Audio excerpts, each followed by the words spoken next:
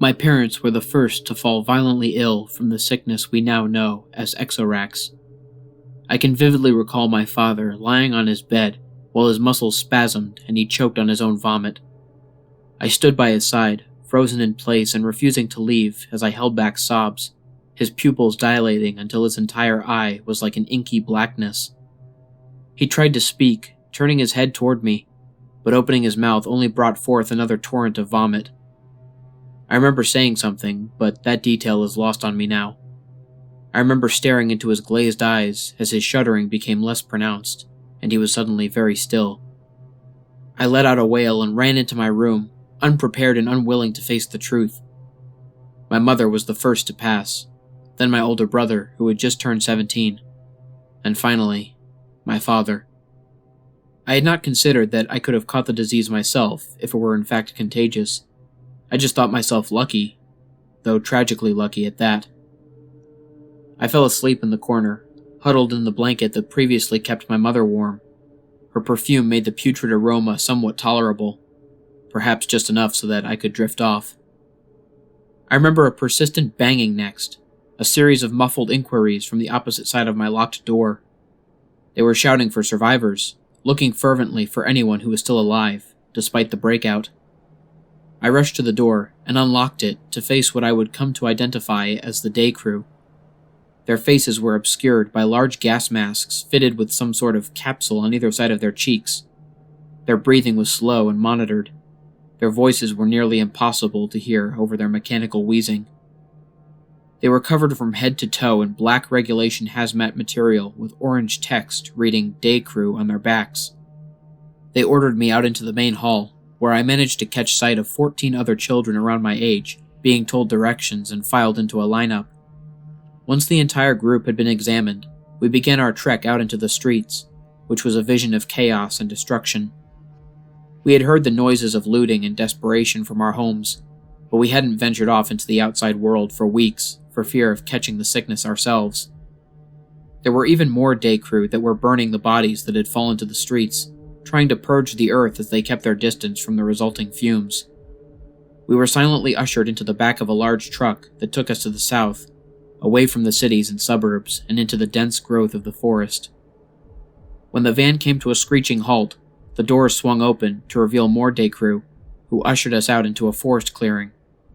We were interrogated about our exposure to anyone with XoRax, and if we felt any symptoms, like nausea or vertigo.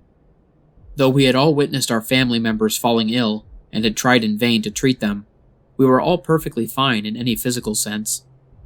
The day crew initially told us that they were perplexed by our immunity to the sickness, as anyone who came in contact with it was sure to fall ill just hours later, so it was a shock to see that some of us had been living this nightmare for weeks on end. As they administered more tests and asked more questions, however, we were told that the immunity was tied with a hormone cell that the disease was using to compromise the immune system, and since we were all too young to have properly developed it, the disease was unable to make us fall ill. We were told that the day crew wanted to study us, that we would live under the cover of the forest in quarantine. They would hope to extract a cure from our group that could be used to heal the world and rid it of XoRax disease. They tried their best to sound positive in light of the situation, but it was obvious that even they were doubtful of their efforts, and that there was no guarantee for any of their tests to follow through. Still, they kept the mood optimistic and promised us that we would save countless lives with our efforts. They built a secluded village in the woods, providing us each with a makeshift house carved into the tree trunks around the area. I was led to a simple tree house that had a single bed on the far end and a table in the middle. We were told that first thing the next morning we were going to have our blood taken, so we weren't allowed to eat anything until then. I was fine with that. I hadn't been hungry for days. The image of my mother, father, and brother crowded my thoughts instead. I didn't get much sleep. The forest was chirping with crickets, and the muffled bickering of the night crew kept me up into the early hours. We were woken the next day and filed into a single lineup to have blood drawn. While the needles were prepared for us, we were told that we would have to receive a vaccination that would prevent us from going through puberty to preserve the hormone that might lead to a cure. It was never elaborated on at the time that we would never be able to grow up or have children, but it was unlikely to live beyond the first few hours of infection, never mind the next few years, so our adulthood was seen as a necessary sacrifice. This continued for a few weeks. We would continue to receive vaccinations and assured that a cure would soon arise, but times were getting desperate. I took to listening in on the muffled conversations of the night crew during the night. It became easier to make out what they were saying over time as they sat beneath my bedroom window next to a crackling fire. I discovered that our encampment was only one of many in the surrounding area, and that they deduced that XoRax originally came from the sea to the west. They passed around horror stories of the people that lived by the shore that were hit the worst, that they had gone completely pale and that they began to sprout growths off of their elbows, hips, and toes. They had to be kept constantly hydrated, or else their skin would begin to flake and peel. Their pupils had dilated, and their entire eye was colored black. At this bit, I thought back to my father, sitting on the couch and writhing in pain. There was food in the mountains, one assured another. They were gathering it in droves, perhaps to keep it from spoiling. Another spoke up, revealing that they had managed to find expecting women who weren't exposed to XoRax, and that they were being kept in the mountains to birth their young away from the sickness. The topic came back to their present situation, and they began to discuss our encampment, that our results, while promising, weren't being worked on fast enough. There were accusations claimed and fingers pointed, but at last they settled on keeping their mood positive, that something would come along eventually, that we just needed some more time.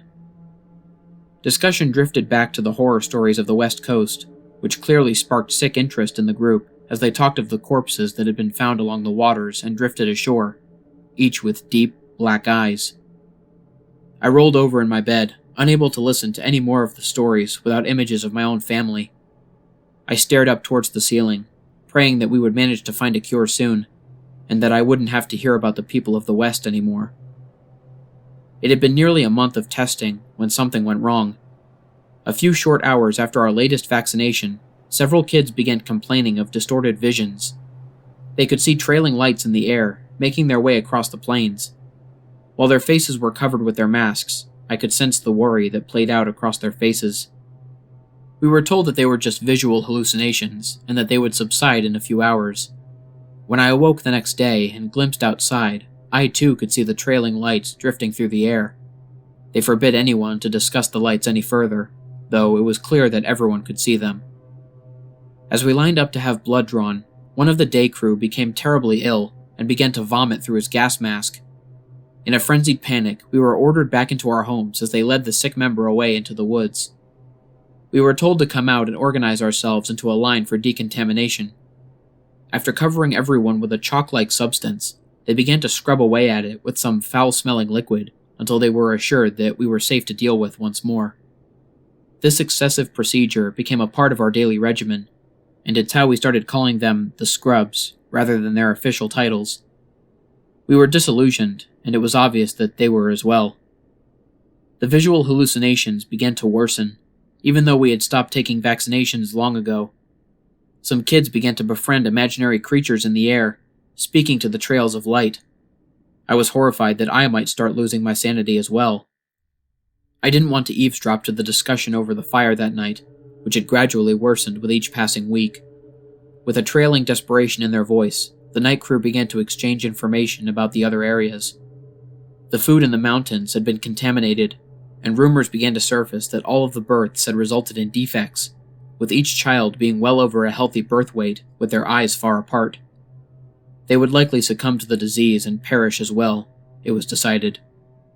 The cure that had been tested on the XoRax-ridden patients hadn't shown any signs of preventing the sickness, but rather had simply slowed the progress of the sickness so that it claimed lives in days rather than hours.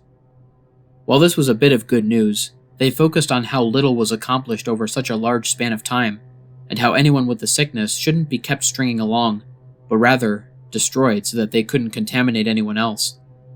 There was a coldness in their voice.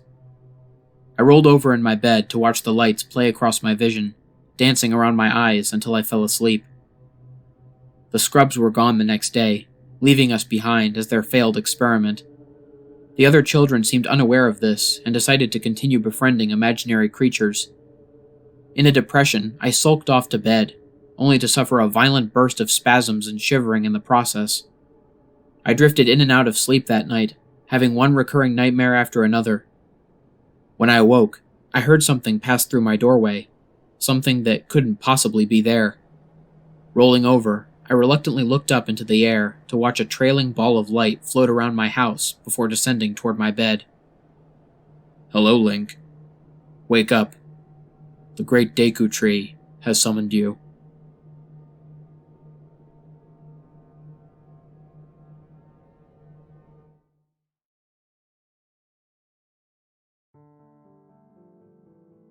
What's up, everybody? This is the Lone Wolf here. Thank you so much for listening. I hope you guys enjoyed my narration of XoRax. If you did, please consider liking, sharing, and subscribing, especially if you're new to my channel. Turn on the bell for notifications and join the Lone Wolf Pack. If any of you guys have a personal story or recommendation for me, or you just want to talk, there will be a link to my email, Twitter, Discord server, and Instagram in the description. There will also be links in the description for all of the music artists that I used in this video, along with each individual track that I used for those of you interested in the music. And last, but certainly not least, if any of you guys have any ideas or tips for me to make my videos even better, please leave me a comment or send me a direct message. Until next time, stay spooky. And remember, the hunt begins when the moon is full. Sweet dreams.